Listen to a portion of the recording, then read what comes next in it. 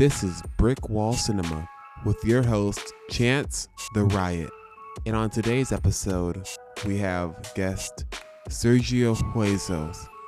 And on today's episode, we'll be talking about the trailers for Kung Fu Panda 4, Civil War, Hazbin Hotel, Fallout, Mr. and Mrs. Smith, If, Beverly Hills Cop, Axel F, the American Society of Magical Negroes, and National Lampoon's Christmas Vacation.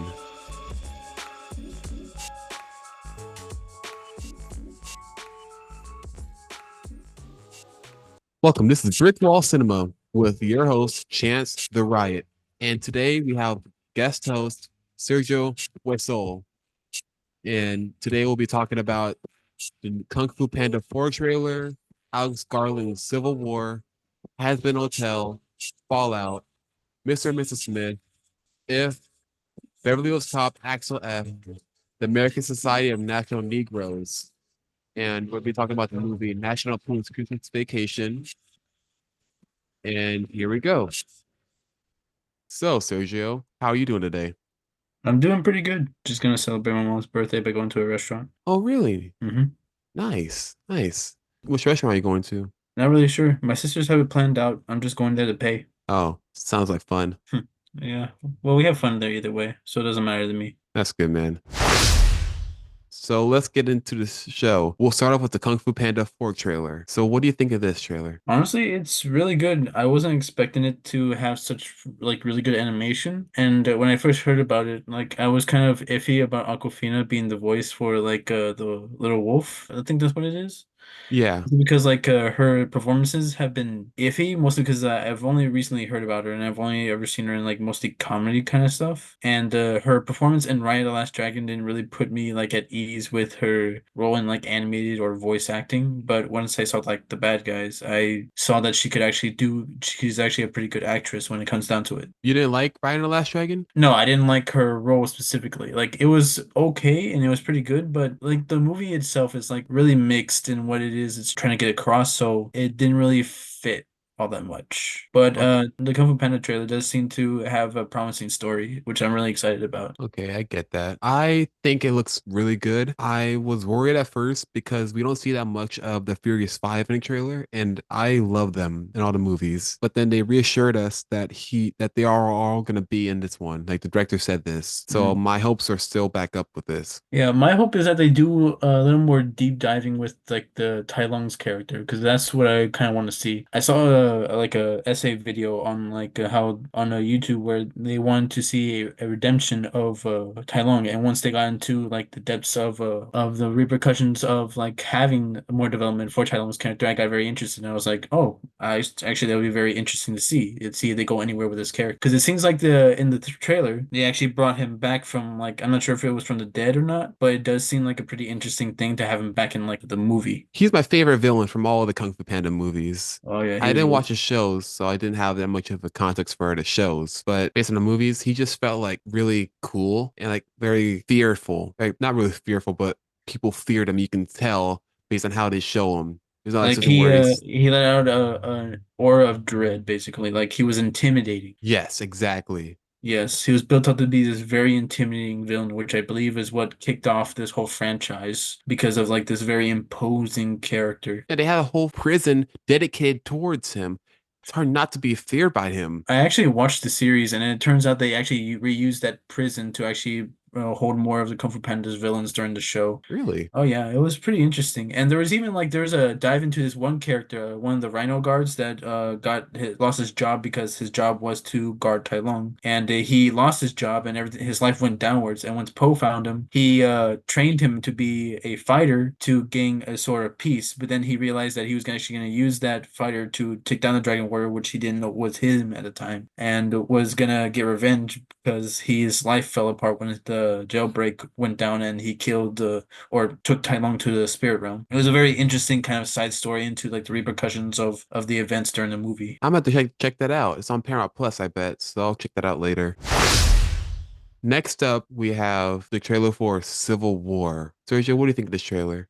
It's a movie, right? Yes, this is a movie. Oh yeah, because I got confused because I was like, oh, this is about Civil War in like modern day America, which would be an interesting thing considering like how divided politically and all kinds of sensitive words, like how divided the American people are on different opinions and different subjects, especially like since like 2020 and when Trump came into office, like a lot of people were split into two different groups or like dozens of others. But as I was watching it, I got confused because like there just seems to be so much going on that I'm afraid like a lot of stuff might not actually be able to get picked up during like the first watch of the film. Like you'll probably have to watch it a few times to get a good understanding of what's happening and get all the messages that are going around. Because I felt like it was like a really high budget series, and for a film, I was kind of iffy because like as I said before, it feels like there's going to be a lot of stuff going on. This movie just feels long.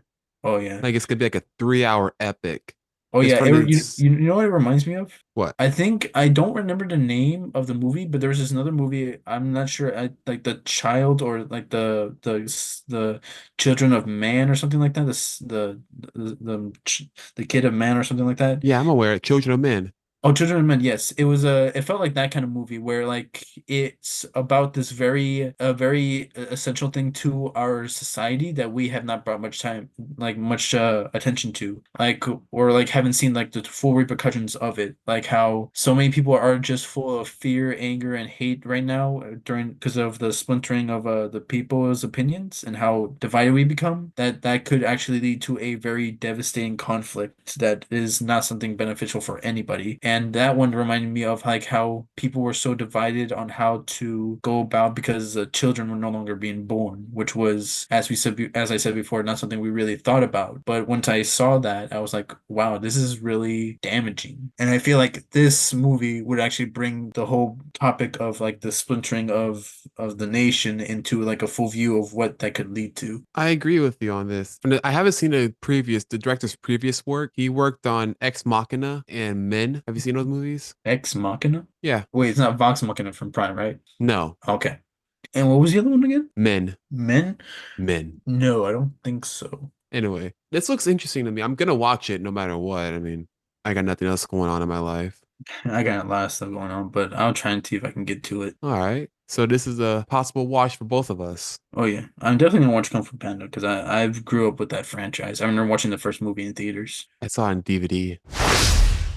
Next up, we have Hazbin Hotel. Sergio, what do you think of Hazbin Hotel? Oh, I am loving it. I remember when I first watched the pilot, I was so excited to actually see it come onto like the big screen, and I was like really curious because like at first I thought like the animation was like pretty the animation was pretty clean for something that was be on YouTube because most of the animations I seen on YouTube were mostly cheaper, but this one felt like it felt like this great thing, and then I saw that it was a pilot to try and get it onto like a stream or like a streaming service or like a TV show. And I was like, wow, that's really cool. And once I saw the trailer, I'll admit that I am very excited, but I do kind of miss some of the old voice actors because there is a notable difference between the voice actors in the show and the pilot. I do kind of miss Ed's. I don't remember his full name, but his name was Ed, the original voice actor in the pilot for Alistair. His voice in the show doesn't sound exactly like in the pilot because in the pilot he had a more of a old style radio kind of tone to his voice because like it was like all scratchy and that kind of stuff like as if you were listening to an old fashioned radio back in like the 60s I think. Oh no, wait, no, it was back in the 20s because that's when Alistair was still alive. It was actually in the lore about it because I watched a lot of videos on that. It was really cool and I'm really excited to see what's gonna be happening in the show. I've heard of Hazbin Hotel, but I've never watched it. Tell me, like, is it faithful to what was on YouTube? Oh yeah, it's a musical and everything. Oh, okay. So, like, even on there,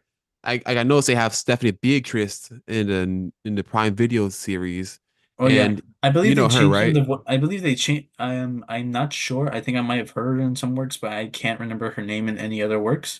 She But I was feel like they changed a few of the voice actors to add in some more like a more like bigger stars into the roles. probably. It's not only Prime Video that's backing this up, but it's an A24 production too. Oh yeah, Which what have they I done think again? is A24 has been it's like an indie studio that's been getting really popular in the past few years. They just won Best Picture for Everything Everywhere All at Once, Oh yeah, that's right. and they do Euphoria, the TV show. I They haven't have watched Euphoria. me neither. I don't think I'm gonna watch it anytime soon. Me They also neither. doing that Civil War movie we just talked about. Oh yeah, yeah, yeah. They're doing good with stuff. They're doing uh, everything, honestly. Bring it. They're moving on up to the east side. I had to say it. I'm sorry. Next up, we got Fallout. Sergio, what do you think of Fallout?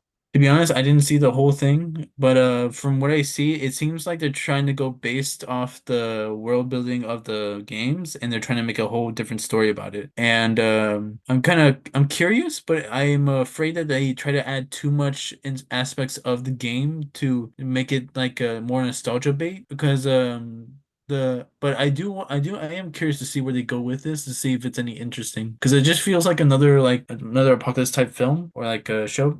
The show. And yeah, it's a show. It feels like another one of those because like we've had those before, and it feels like they're just trying to go in that another trope. But I am curious to see if they add anything others good with because they have a lot to work with the world building of the game. And you play the games, right? My cousin has played the games. I tried to when I was younger, but I did not understand anything, so I didn't do anything with it. But once my cousin got it and I was older and I was able to understand, yeah, I got a good better idea of what the game's story and lore, that kind of stuff. Well, I feel like I'm the odd man out today. I guess I'm not familiar with most of these like backgrounds for these shows that we're talking about today. Oh yeah. Yeah. Mostly because a lot of these are based off some games and stuff that you wouldn't normally see in like mainstream stuff. I mean, it's Well, you mainstream. would I'm see just more you old school. oh yeah, that's true. Like I Like the power suits, those are the big chunking shoots that you saw all those people getting. That's actually in the game and it's a really big part of the game because it's like one of the best items in the game. And the suits, the blue and yellow suits, that's Mhm. an iconic uniform for someone who's been in a vault and frozen against the radiation from like the nuclear weapons. All right. I'm gonna watch it because it looks cool. And I like sci-fi it looks like a comedy too. So and that automatically grabs me towards it too. And we've been getting a lot I didn't see it as a comedy, but I do get what you mean. I am interested to see where it's gonna go. yeah, and we've been getting a lot of post-apocalyptic media lately. Yeah. Like this, The Last of Us. The Last of Us was a good game, but I'm not sure. I'm not sure. I haven't watched the show lately, but I have heard pretty good stuff about it, and I've seen a few of the clips, and they it does do pretty good. The show was great. You gotta watch it. I'll lend you my Max password after we're done with the show. All right. Well, we'll get to it some other time. Next time. Not another time. Don't link your stuff on the podcast, Chance. Don't tell me what to do. Next up, we got Mr. and Mrs. Smith, season one with Donald Glover. And this looks really interesting. Based off the movie, which was based off a TV show from the 60s, I believe. Oh yeah, that's right. Yeah, I haven't seen the movie, but you I have. You told me about this before. And I know like the gist of it is like a husband and wife that don't know that the other one is a spy. Is that mainly not the really gist of the show? spies or assassins or like hitmen. Oh, okay. From what I remember from the movie, because I saw it a long time ago, it's this married couple who don't really know what each other does for their job because they have to keep that a secret, but they do actually like each other. They want to keep their marriage good, but like they try to they try to keep their identity secret until like one time they both are hired to do this one hit, and then they get caught in each other's, and they try to kill each other until they realize who they are. Then they get into this big fight, which is an iconic like a gunfight scene, and that's when they start just like that's when they realize who each other are, and despite how despite like how like mind blown they are, they still actually like each other, and that leads to this like iconic scene of them just like fighting each other, then making out, and then they had to run from their exploding house like a bomb, like you know in the action films. Did you just spoil the movie for me? No, it's just one iconic scene that happens sometime in the middle, but it's not what happens throughout the entire film. The rest of the film follows them on this adventure, but I recommend watching it to get a good idea of what it might have to do with with this series because it seems like they're going in a completely different direction. Yeah, based off this trailer, it looks like they're like on the rocks in a way, like the relationship's on the rocks. You know what I I don't mean? actually think they're in a relationship. I think they actually just go into a relationship for a cover and then they actually go along with it. And now they're on the rocks of because like they're having trouble trying to balance their life with their work and all that stuff and fitting into a normal kind of lifestyle. Okay. This still looks really good. Like they have like looks like they got put money on this show too. Oh yeah. I guess based off of Don Glover and all the celebrities like John Turturro, Paul Dano. I guess they got the budget for it raised up for them. Next up, this one's a fun one. We got If, which is It, short for Imaginary Friends. Bum, bum, bum. What do you think of the trailer for If, Sergio? I saw it, and when I first saw like the first If, the purple imaginary guy, I thought he was Grimace from Chuck E. Cheese. You know, like the Grimace shake. Yeah, I know the Grimace Shake, Sergio. Don't drink it. Too late. Oh You're a shit, month late. no. We're too late, guys. You're way too late. It's Christmas. It's been gone for like 3 months. No, I meant you drinking it. But seriously, you cannot tell me that does not remind you of Grimace. No, Oh it my doesn't gosh. remind me of Grimace, but I can see why you could think it looks like Grimace. Oh my gosh, it looks like a he's just he's a big purple It's just gonna be almost bird. purple. That's the only reason you think it looks like Grimace. He looks exactly like Grimace. Which Grimace are you looking at? He looks just like a purple monster. Like Grimace. But I am curious. I do like this kind of actually I told you this before. It reminds me a lot of Foster's Home for Imaginary Friends, and I still stand by that, even though as I seen the trailer, because it just seems so much like it, like because they're trying to help these imaginary friends find new kids to be friends with. And it just screams Foster's Home for Imaginary Friends. It gives me that vibe too. I thought of it like I thought it looks like that too. It also looks funny. It's from writer and director John Krasinski, which I guess this is not his first delve into comedy. Because if you're a diehard John Krasinski fan like I am, you remember he's from The Office with also Steve Carell, who also stars in this movie as the big purple monster that's not Grimace. And also co-starring in the movie is Ryan Reynolds, Fiona Shaw, John Krasinski, also starring in the movie, Matt Damon, Sam Rockwell, Christopher Maloney, Aquafina, Richard Jenkins, Sebastian Maniscalco, Bobby Moynihan, Maya Rudolph, Emily Blunt, Phoebe Walter-Bridge, and Kaylee Fleming. I'm guessing all of them are going to be playing imaginary friends, like bit parts. That's what I'm guessing. The animation is really good for this thing, by the way. Yeah, at first I was wondering how they got the money for like the effects, but then again, it's all these huge actors, and John Krasinski already made a name for himself in directing good movies that have limited visual effects but still good ones, like the Quiet Place movies. And what do you think of the Quiet Place movies, Sergio? Quiet Movies? Place? Oh wait, Yeah, I think they only made one sequel. But I actually I watched it and I enjoyed it actually. It was a kind of a different kind of film than I was expecting because it built it up as this kind of like horror movie or a psychological thriller or something like that. And as I watched it, I was like, well, it is that, but I feel it feels like a satisfying movie to watch anyway. just looks funny too. I mean, not Quiet Place. I'm sorry, I'm back to If. It just looks funny, also creative too, just Oh with yeah. all the ideas of the imaginary friends. I wonder where they came up with the ideas for these imaginary friends. Did they actually, is it like based off like childhood they had, where they had their own imaginary friends, or did they like interview a bunch of kids about their imaginary friends? I'm I'm curious about that. guessing. I'm guessing it's like Or did they just throw a bunch of things together and see what stuck? I'm guessing that it's cast and crew given their experiences with their imaginary friends. It might have made it into a movie, or like John Krasinski asking his friends. I think that'll make more sense. Yeah, that's what I was thinking. Or the kids that are in the movie. More likely not gonna be only one main little like main kid in the movie. I thought there'd be gonna be more. Yeah. All right. Next up, we got Beverly Hills Cop, Axel F. What do you think of Beverly Hills Cops, Sergio? I've only seen the first movie, I believe. Well, at And I least had to that's the one I remember the most. And there wasn't a whole lot going on because it was mostly about Axel being thrown around to different places trying to figure out what happened. While this one, it seems I don't know if it's different or if he does the same thing in like the other films. But in this one, it looks like he's more taking an initiative instead of being like thrown into this cycle of events that has him following a case. it's sort of doing a sequel. Like it is a sequel, but it's doing something different in a way. They always have to find a reason for him to go back to Beverly Hills. And I'm surprised that Beverly Hills Cop always has to go back to Beverly Hills. shut up, he's not even a Beverly Hills cop. He's a cop in Beverly Hills. Get it right. The only Well, Beverly Hills cops in the movie are the two buddy cops he's with when he gets there. So in the first one, it was his friend dying. His friend died, and they're going to investigate, but they won't let him go because he's be stuck at home. Or not stuck at home, but in Detroit. yes, But he's not supposed to. It's not his jurisdiction, so he can't do anything. exactly. And And what's the yet he second goes movie? anyways. In the second movie, I don't remember exactly what happens, but I remember that there was a robbery happening. He's more successful now. He goes back to Beverly Hills, and everything's more futuristic and everything, not really futuristic, but more modern, and all the technology stuff there. And the third movie, they got rid of one of the partners in Beverly Hills, I guess because money reasons, I think, because he's in Axel F now. So I guess something changed between then. Maybe. We'll see what happens. It looks like there might be only have some small roles, but let's see if it changes. We'll wait till the movie comes out.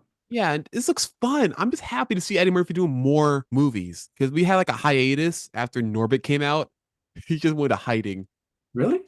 Yeah, because after Norbit, we had like Mr. Church in 2016, I think, or around that time. It just seems like And you couldn't get a job with like a really big or like big budget films. well, yeah, because when he also was trying to go for an Oscar that year with Dreamgirls for best supporting actor, but then he that same year they released Norbit and it mainly Oh, just so that fucked just up ruined his his chances, huh? yeah. It sounded like he just wanted to take a break because like he did all that work to get that Oscar, and then this film just comes down and knocks out his chances, and he's like, you know what? I need to take a break from this shit. Exactly. I That's think a the reference to first time, his. I think the first introduction I had to Eddie Murphy was either the first Shrek film or Daddy Daycare. How come I knew you were gonna say Daddy Daycare? You feel like a Daddy Daycare type of guy. Really? Yeah, you do. Have you seen it? I've seen all of Eddie Murphy movies. Oh, how many movies has he done, by the way? Because I don't know that many. Off the top of my head, I'll say like Trading Places, Beverly Hills Cop, 2 and 3, Coming to America, Boomerang, Bowfinger, Poodle Nash, Shrek, 2, 3, 4, Day Daycare. No, I'm not gonna go listing all of them. No, Not you because don't have I to list can't them. think I of just any more, asked for a but number. well, so far I got 13, but there's gotta be way more. And maybe there are smaller films or shows that he's done, but we'll check on that later. Yeah. Next up, we got the trailer for American Society of Magical Negroes. To be honest, that premise threw me through a loop. I got confused. Imagine everyone trying to get tickets for this at the box office. So, what movie do you want to go see? American Society of Magical. I'm sorry, I have to say the whole word, the whole title, sir. Black people. Anyway, what do It you think doesn't of the have quite the trailer? same ring to it.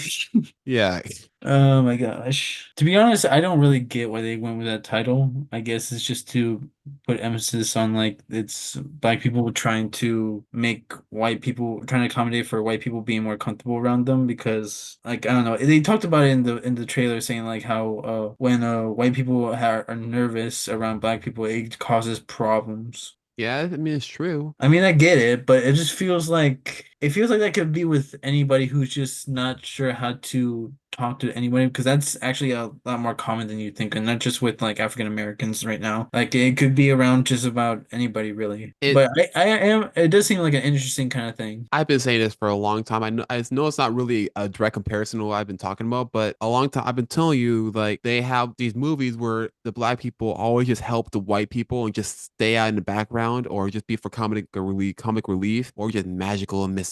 You know what this reminds me of? What? This show on I think it was Netflix.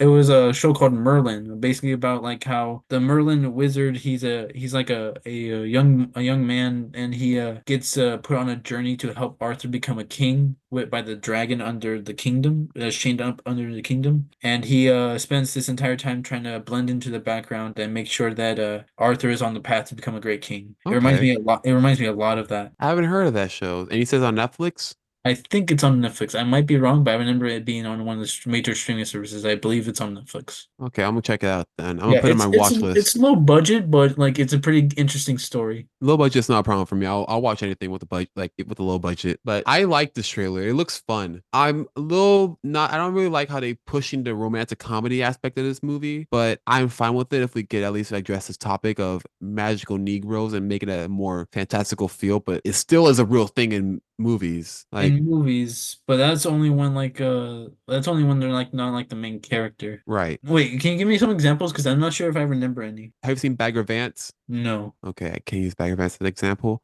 Not really a magical Negro aspect, but kind of like Happy Gilmore. I guess that counts as a little bit. Oh. Well, actually, it's not gonna be in the last Oh, final you were part. thinking about like the mentor. Yes. Oh, okay. I'm not sure if that really counts all that much though, because it's meant to be, he's meant to be the mentor, which is why he's like in why he has that kind of role.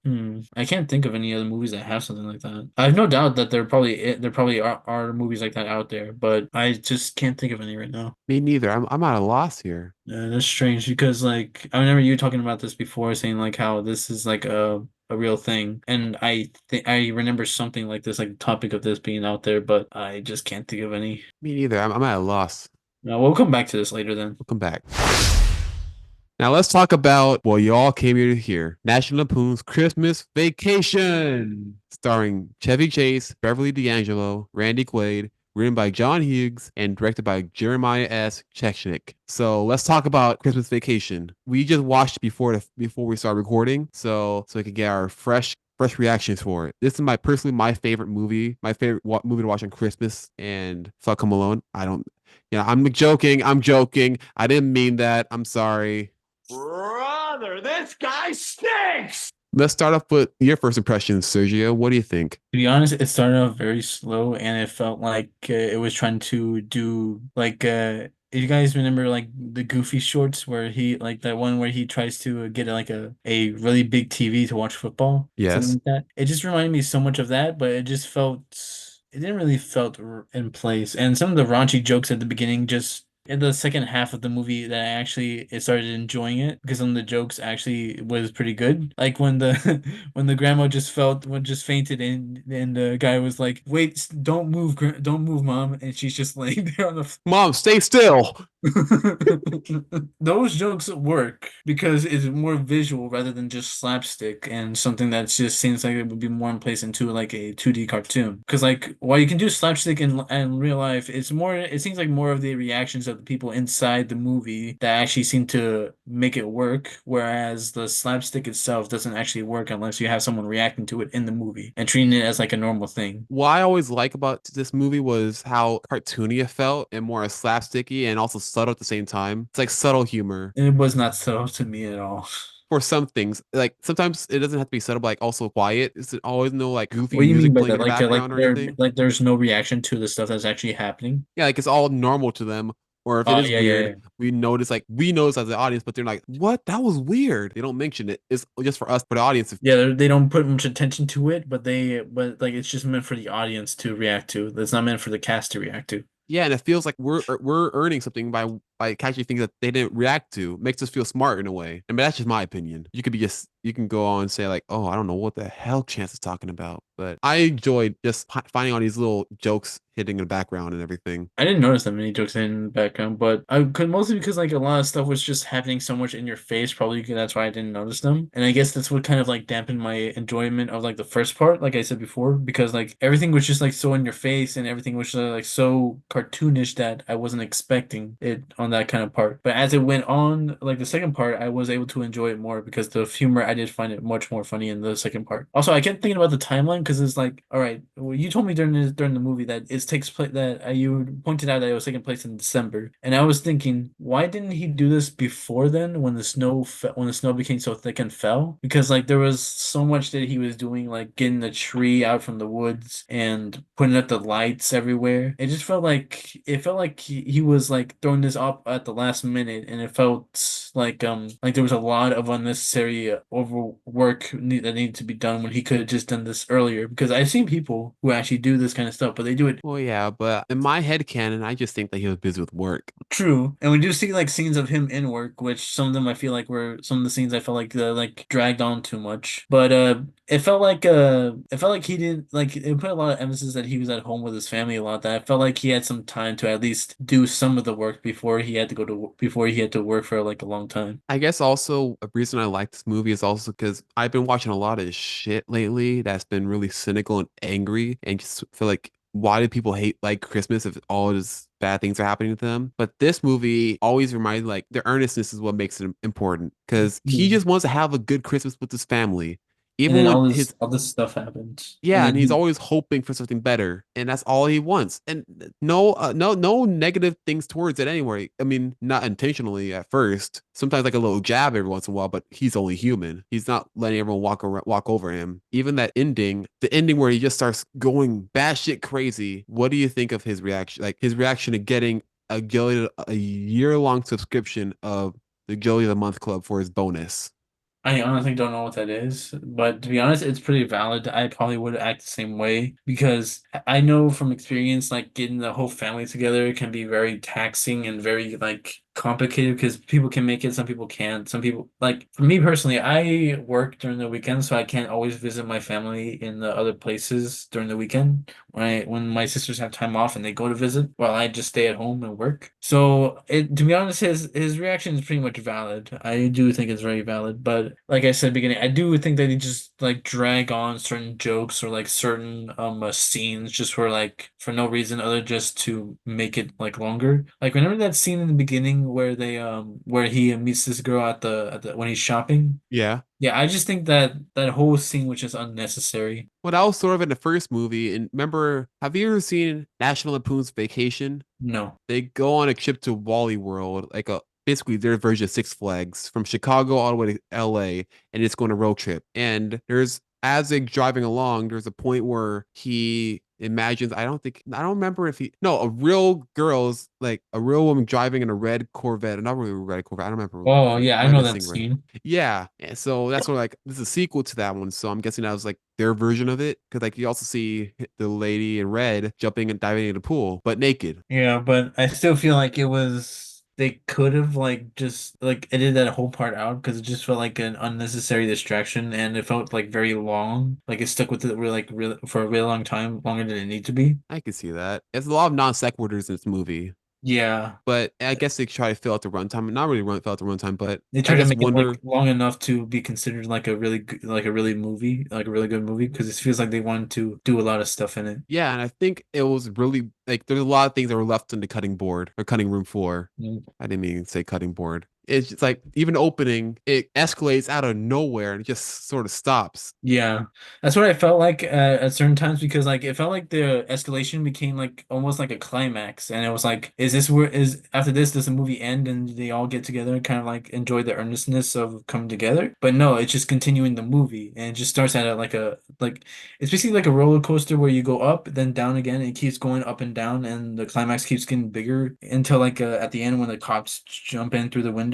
It just felt like such overkill for so many climaxes. Like it just felt like what's the word for it? Like it climbed like it made such big events that it felt too much like a climax, and everything else after that just felt like a letdown. And then it went back up to climbing again. I can see that. So like an elevating of like tension and stuff like that. Yes, and then it just drops it straight away. So I'm guessing you prefer Home Alone over this. Like you'll watch Home Alone every year compared to this. Oh yeah, I do watch Home Alone. But do you think this is And better than that, or that one's Home Alone better than Christmas Vacation? Because it's for the same writer, John Hughes. oh yeah, you told me this. What was I think so because Home Alone does have this kind of humor and the same kind of like a story premise because like after his family leaves and he does all this stuff to enjoy his time by himself until like he actually realizes that he wants to be around his family, which is kind of like the same kind of message that this kind of movie has. But yeah, I do think that in the Home Alone does have a better job of like building like a elevation of up to the climax and then the drop towards the ending. Whereas this one, it felt like there was a bunch of climaxes happening throughout the film. Yeah, and I was debating whether to watch Home Alone or Christmas Vacation for this podcast today, but I decided, well, we watch Home Alone every year. And it's not that it's getting played out, but it's not really much we can add on to it, really, because we both seen it. We both know back and forth. So what's the point of just saying the same thing over and over again? It's really good. I like it. I mean, it is. It's really good, and we do like it, but it's not going to be interesting content to really, in my opinion. What do you think? I do kind of agree with you, but I do feel like like you say all the time, whenever we will try to watch something again, there's always something to look at or something to comment on or some new perspective that we have as time goes on. Right, right. I want to know, what do you think about the gross out humor in the movie? Gross Because out humor? I know you're not a big fan of gross out humor. No, I am not. Like like the cousin Eddie pouring his shit out into the sewer. To be honest, that was gross. And and the thing is, I was hungry before that, and I ate something, so I kind of felt sick. Shit is full. I like the just looking at him and showing like him just dumping this stuff out of the tube into the sewer. I felt like it should have just ended right there, like that whole joke right there. But like then they zoomed in on it, like him showing like all that brown stuff going into the sewer, and I was like, oh my gosh, why? Just why? But then they showed a neighbor walking out about to do a jog, and they just see him like, "Merry Christmas, the shitter is full." And you see him like looking so repulsed. He just goes back inside. Yes. To be honest, I feel like the neighbors play such a small role. You could have just cut them the whole thing, all of them out, and just include just the few scenes, like one or two or three, and it would still have the same impact. I think that they are sort of like a good idea of how the neighbors feel about the Griswolds because they do mention in the movie like if you know the Griswolds, you basically know they're gonna be on some shit and we're gonna be sick and tired of them after one day of meeting them. Basically, like the Addams family in the first movie. Yes, exactly. But this was more like actually anti Griswolds because instead of them trying to make everything happy or not really like They don't really have like a big family they get together for the holidays. They just keep to it themselves. yeah, and they're fine with that. And they don't care about how everyone else feels. They just Yeah. are happy with themselves. It's a pretty healthy family. Watching Christmas Vacation again, it just made me happy. This is what I needed this year. I've been watching a bunch of shit, Christmas shit. Like Charlie Brown, because you watched that before this. You know, you shut up about Charlie Brown. I love Charlie Brown. I've been watching. Why do you have to call me out on this in the podcast, man? Why do you do that to me, man? Dude, I do this every time you call me. Yeah, but it's not Like, Charlie Brown. I know Charlie Brown was pretty good because like at the end it felt like the same thing as this, where it just felt like a bunch of ups and downs. And I kept asking you like, is Charlie Brown just depressed almost every episode until like they all get together? And No. because like the episodes that I remember you showing me just showed him like always doing his best, but always like failing at the end. So it always felt like he was like in this kind of depression of some sorts. And the Peanuts movie was actually the first thing I saw on Peanuts. Really? That just felt like that just felt like it gave me an idea of how like the show was, but I still think like I still feel like it was the show does a lot to just make sure that Charlie Brown is always this underdog that always fails repeatedly. Well, it's not only Charlie Brown. Like, I mean, I only showed you two shorts. I only showed you the Halloween Great Pumpkin one and Christmas one. I know I've seen others off my on my spare time, I think you should try watching one of the movies. like Snoopy, like how he runs away and goes to a different owner, and then he comes back. Yeah. Yeah, I've seen that one. Or you can watch Bon Voyage, Charlie Brown, and Don't Come Back. That just sounds like a depressing title, but yeah. Or you can watch A Boy Named Charlie Brown. Does that sound depressing? Yes, it's Charlie Brown. Jesus Christ. You just need to watch it, man. I'm I not gonna. have. You did And not watch it. You didn't even hear about the title. no, it's just that based off what I know about Charlie Brown, he always either like and he always ends up failing in some miserable way until like What's wrong with that? no, it's just that it just seems like his whole thing that he just keeps failing a really big way. It's not that he always fails, it's that he always comes back. So at the end of every show, at the end, he does a big fail, like how you told me he lost at the spelling bee, and then everyone just hated him. And then I was like, well, that's kind of depressing. But then he showed me like the Christmas one, the Christmas special, and I was like, I didn't see I all I know about lose, and I didn't know anything about a lot of the other characters besides there being just like one notes and stuff like that. Lucy was surprising for me though because in this special she actually tries to help Charlie Brown be more involved and get into a Christmas spirit, which I didn't know she actually did at any time during the show. So that was a pretty interesting like perspective I saw on it. So that was pretty enlightening and I liked it. I liked that part a little bit. But I do think that Charlie Brown does often fail too much or like he fails just because the show wants him to get back up again. It just feels like he fails too much to for the point that it just gets too comedical that he just okay, he does this thing, now he's gonna fail again. It gets a little bit feels like a formula. You know, you forgot to acknowledge that I told you what happens after he lost the spelling bee. Linus comes over to his house after 3 days of him sulking in his bed. He says, "Hey, you know, all yeah, you did fail, but you know what? The world's still here. We're all still everything's still good." And the whole message of the movie is, yeah, you failed, but you can still get back up. Still here. Doesn't the whole town still hate him though? No, no. No matter what I say, you're not gonna believe me. So might as well watch the movie. Well, because like whenever the special, everyone kept calling him like he was this play was doomed to fail because Charlie Brown's directing. They all call him like all kinds of names, and it's like you can't do nothing right. And it just felt no, I just feel sad then. Don't feel sad. Just you're thinking way too hard on this. Isn't that the whole point of this? No. Oh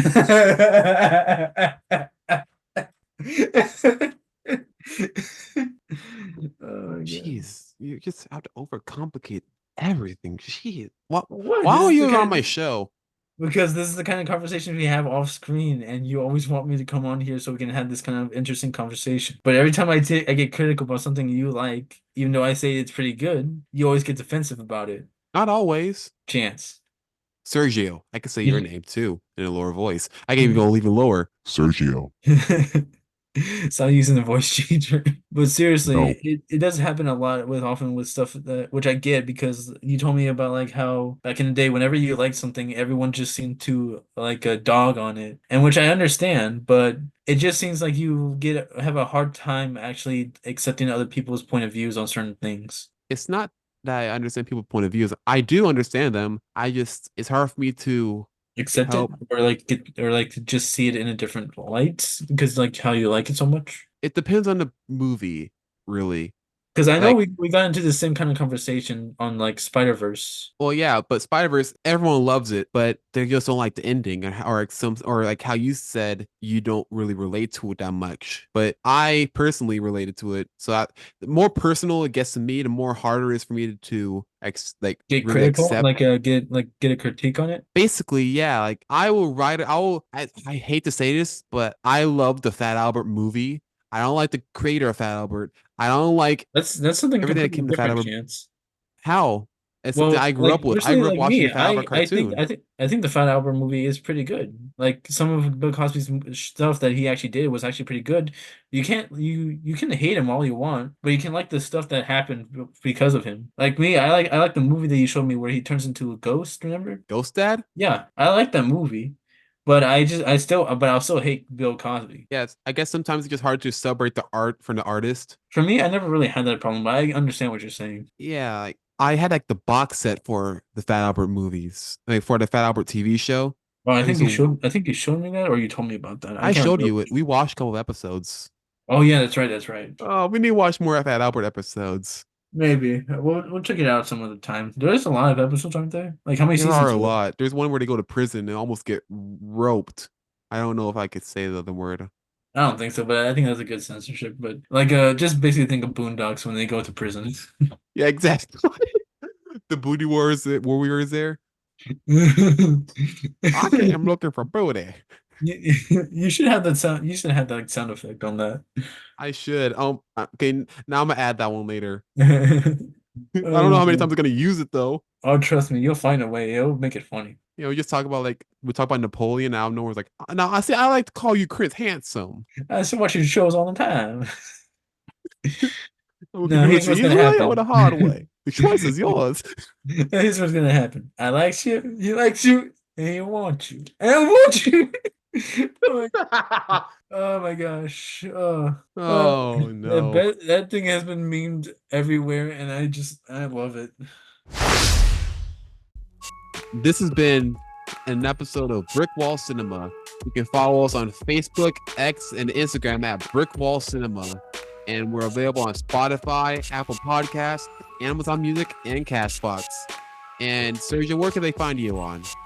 I actually have no social media. As of right now, anyways.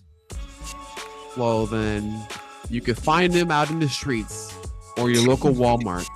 Well, have a nice day, everyone, and Merry Christmas and Happy Holidays.